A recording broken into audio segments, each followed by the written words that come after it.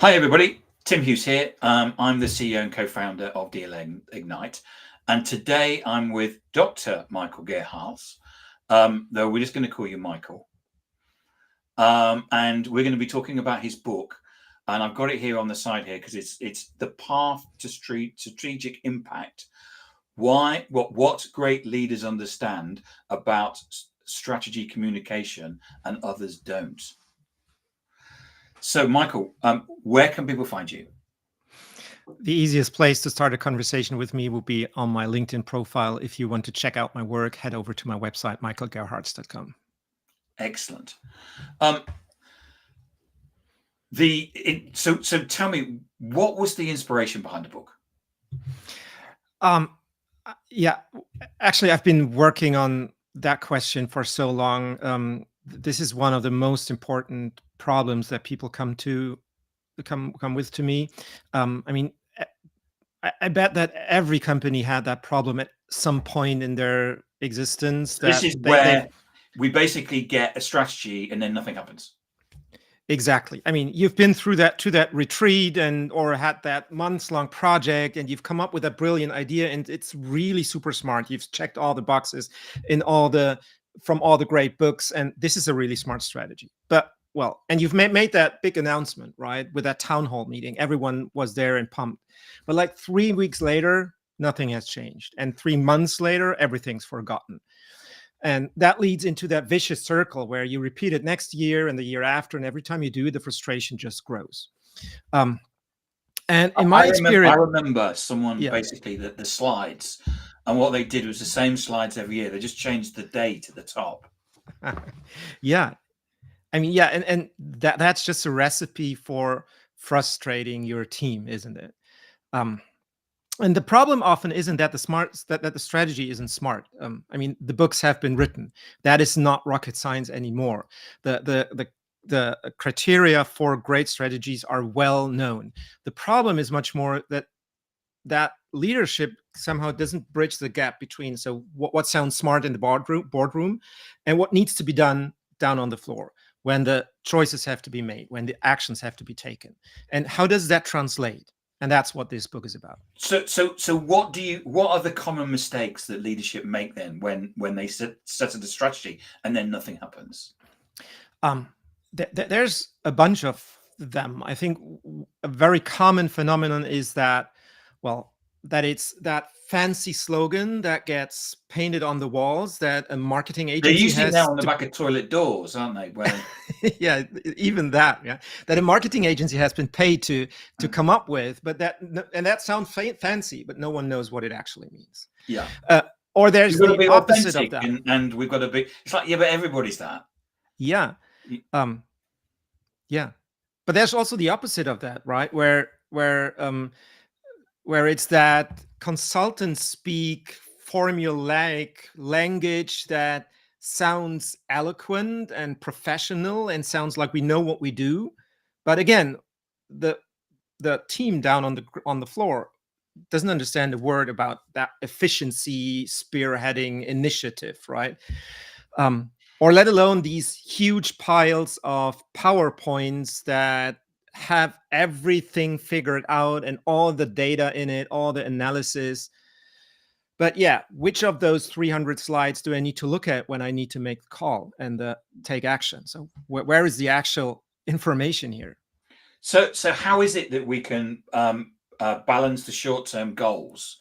Because most organizations are going to be run monthly or quarterly, and ultimately have this long-term strategic impact, which is basically coming top down from the leadership. I think one important thing to appreciate here is that none of the great strategies that we see in existence today, like all of the textbook examples, none of those have been a stroke of insight where suddenly there was that brilliant strategy and everyone was happy ever after, right? It was much more an evolution, and I think that's a healthy way of approaching that of course, yeah, the day-to-day is real, and you need to look for the cash flow and that sales happen, but every time you make a choice, you can probably do two things at once: make the immediate call, do the pragmatic choice, but also reflect back on how that aligns with the broader path that we're on, with the longer term vision. And so whenever you have that choice to make those tiny tweaks, so that over the course of a few months or sometimes even years, you arrive at that really concise and succinct statement that rallies the team behind you. So we've just had a comment from Andrew Slesser. Andrew is a very a regular watcher of ours, and he's just saying good morning or good afternoon to people out there. So thank you, Andrew, for tuning in. So you've come up with this methodology, which you call PATH, PATH. Do you want to talk us through that? Yeah, I thought that was just a brilliant coincidence, right? That, well, the path that we're on with our strategy happens to be very nicely applicable to the four basic principles that I see that really up your game in communication there. And PATH stands for P is plain and simple. So can you find words that everyone on your team understands? So this is not the consultant speak.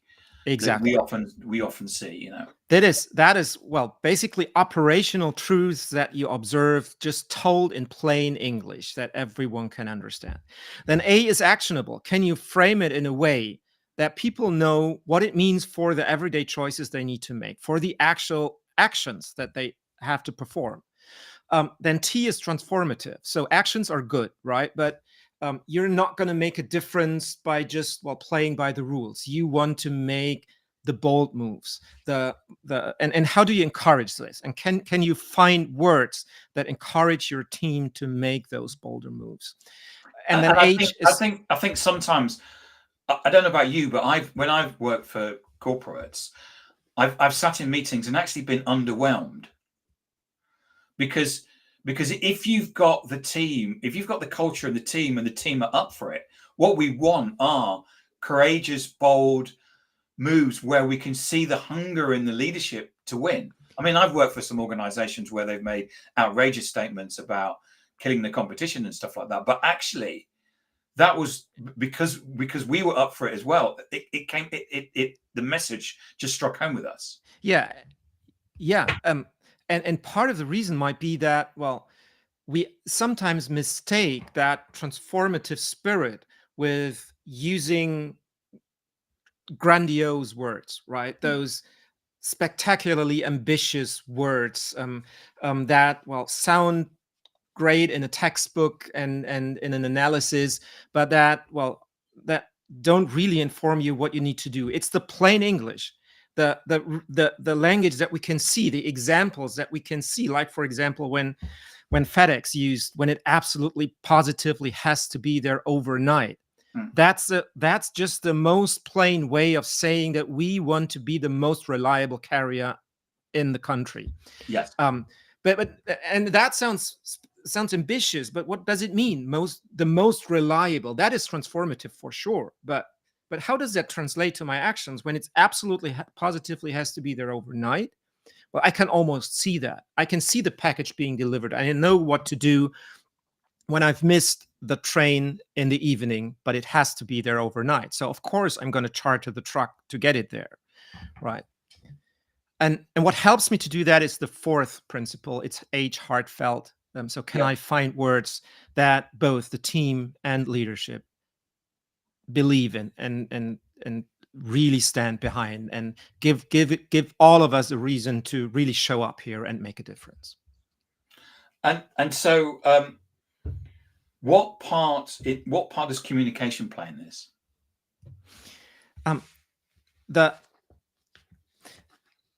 The concepts can be there, right? But the words that you use to communicate those ideas, they make all the difference.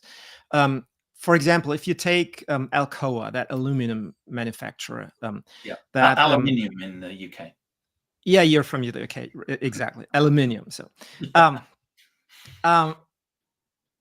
who struggled in the 80s, and appointed Paul O'Neill to be the new CEO. And he came up with a very surprising strategy for the company. And when he announced it, everyone was, well, kind of responding with that blank stare. So what is it even talking when he about? came up with the strategy about there were going to be the health and safety, wasn't it? Exactly. It's 2 words: 0 incidents. That was his strategy. 0 incidents. And That like was his. everyone was going like, well, surely, what about the stock market and what about the investment you're going to do? And Exactly. That was the question marks. But Yeah. the brilliance of that strategy is what was that this was a truly ambitious strategy that was communicated brilliantly. Because let's look at another way of saying the same strategy, which would be we're going to prioritize workers' safety over the next 3 years. That's the same strategy, right? It's the same spirit, but it's a totally different perception on the other side, because prioritizing worker safety, that is kind of a lazy way of saying it. That is easily satisfied by printing some more posters or putting some more warning signs at the machines or at the entrance. But 0 incidents doesn't allow for that. 0 incidents takes that to the extremes through the choice of words. It doesn't allow for compromises. We need to absolutely do everything to bring it down to 0 incidents. And that's what happened. And that's what triggered a ripple effect, because that same rigor to caring for the details rippled down to other areas. He published his telephone number, didn't he? And he said if there's any plant where you, and he said he went around all the plants, didn't he, and talked to all said that I want a meeting with the workers. You've never met the CEO's never met the workers. And he stood up and said, if you think that there is a single instance of health and safety, this is my telephone number. Yeah. And that language and that way of communicating a strategy and that openness put the workers at the center. Suddenly, it wasn't just a business goal to bring the numbers up. The personal goals and the business goals align, because that was in the workers' best interests to have a safe workplace. And they felt seen and heard, and that's why they brought so much more effort in and so much more of their passion in there. So what does or how does PATH differ from other methods? Well, I actually don't look at it so much as a method, but more as a checklist. So this is basically an easy test for how good a job your communication does at communicating what your strategy is really about, what you're trying to achieve. And if you ask those questions honestly and repeatedly, you're not only going to end up with words that make so much more sense for everyone involved, but they will also help you spot the weaknesses in your strategy. Because if you really answer them honestly, you'll see where your actual strategy doesn't allow for those transformative and heartfelt and plain and simple words. And so just by being brutally honest with those 4 principles, you have a tool to test and tweak your strategy, and when it's great, also find words that make sense to everyone involved. Do you have any other examples? Plenty, actually. So I think a great example would be to compare, to look at Kodak and Netflix. Two businesses who often serve as textbook examples. One of strategic brilliance, the other of strategic failure, right? But I think there's a common theme here that would easily have helped the one failing to become another winning one. So in Netflix's case, it's famous because it made that brilliant transition and early on recognized the significance of the internet and streaming, and made the transition from being a DVD rental service to the streaming platform. And the reason that they could do that was their mission and their strategy was never about being the leader in DVD rentals, right? It was always to entertain the world. That was their strategy from early days on. So switching to streaming might look like a very significant shift from the outside, but from the inside, it might feel very different. It's much more like just switching lanes on a broader path. And now, if we look at Kodak, the same couldn't happen when they missed the opportunity of digital cameras, despite being the inventors Apart of it. from Yeah. creating the first one. Yeah, I mean, they've clearly seen it, and they've invented it, but they dismissed it. Why? Because their strategy has been about making films, and so would they have started or at least transitioned to a broader path of, let's say, capturing moments, then capturing moments on a film versus in a digital camera is merely switching lanes on a broader path. And so I think that the choice of words and the way that you frame your strategy can help you see those opportunities much more clearly compared to the more traditional way of speaking in those consultant terms of efficiency and revenue and bottom lines. So what advice would you have for leaders that were facing resistance?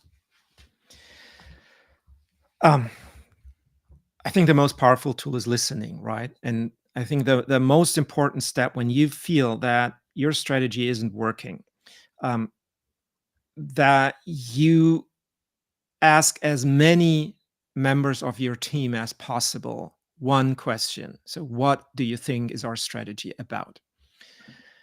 And then just listen and collect all the answers, and you'll be surprised by how many different answers you'll get. And then, of course, there's two ways to deal with that. One way is to, well, dismiss it and say, well, yeah, strategy is the leadership's task anyway. So, yeah, it's supposed to be that way, right? The other way would be to, well, actually, I think there are three. The other way would be to be totally disappointed and frustrated that, well, it just doesn't work. Or the third one is to be thankful for the feedback, take that as your springboard, and just work from there and look for patterns and look for the shortcomings in the way that you communicated, and take ownership of the fact that if they didn't get it, they didn't get it, right? Then it's not their fault, it's your fault. You'll have to tweak your message. And I think a brilliant way to tweak it is to look for ways that makes it more visible, that makes your language more visible, so that your team can actually see it. What does it mean? What does that mean? What does that look like? Efficient logistics. Yeah, it has to be there overnight. Yeah, we often talk to our clients about using the language that we learned when we were children, because actually that resonates with us. You know, when we talk about efficiency, Yeah, if I say the word efficiency, my description of it will probably be different to yours. very much. Yeah. Whereas, you know, rather than the word assist, use the word help and things like that, because it's the language that we learn as children that we actually kind of feel and empathize with. Yeah. So, in terms of your path framework, how do you see this working as organizations grow? So, if we use path today, what are we going to do as we grow through with the organization? How do you see path growing with that organization? Yeah. I think Apple is a great example for that. Well, Apple run by one very strong mantra, and that's that we're not here to make the most, but the best, right? The best products that enrich people's lives. And that is a theme that runs throughout the whole company in the way that they design the company, that they choose which products to make, how to sell them, how the website looks, how the ads work, how their services arm works, and so on. But of course, that has to be made specific for each of their departments, and so each of their departments and their specialists, they have their special version of that. And so it needs to be refined, but according to the spirit. So the overarching theme is one that's true for all, but it might have to be appended by, well, a second sentence, or by a tweak that makes sense more for hardware design compared to customer service or running the shops, right? And so that's one of the challenges that you'll have as a larger company compared to a startup that's just starting out with a handful of people, right? That you have to refine it the further down you get in the hierarchy. Michael, thank you so much for coming on and talking about your book, The Path to Strategic Impact: What Great Leaders Understand About Strategy, Communication, and Others Don't. If I wanted to buy a copy, where can I get a copy? Just head over to Amazon and look for Path to Strategic Impact or my name, and you'll find it there, or follow the pointer on my website. And if we wanted to find more information about you, where can we find that? Head over to michaelgerharz.com, GERHARZ, one word, michaelgerharz.com. You'll find everything there, from the free resources to a little bio. And yeah.